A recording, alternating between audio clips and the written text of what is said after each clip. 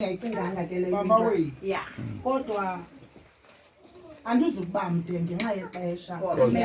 Mos mandibulise. Yes.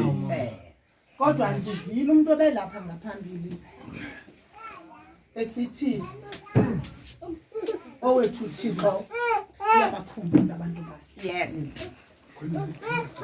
Akathanga uThixo esokuthoba imvula enamandla wamlibala uNowa. Yey. Kodwa yena uyabakhumbula abangabakhe. Whoa! Yey.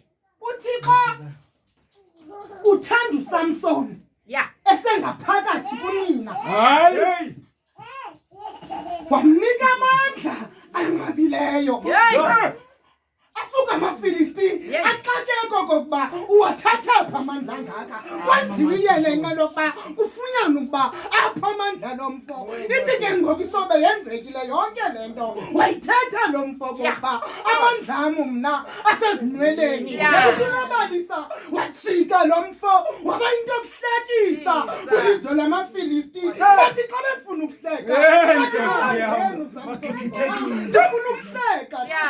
Kwathi ngoba wathi uThixo uyamkhumbula ngemina lapha wavakala lo mfesithi ndiyeke mfana ndizive intsika engayo wenza umthandazo uvuma icebo elithi Thixo izikhungo wena uba nabo abantu bakho okwasihlandlo ngandikhumbula. Uyabakhumbula ke yena uThixo wasuka wamkhumbula wambuyisela amandla. Bethe utata umfundisi mandibulise bengingashumayeli kodwa nami bengisithi molweni uphapha eLebanon.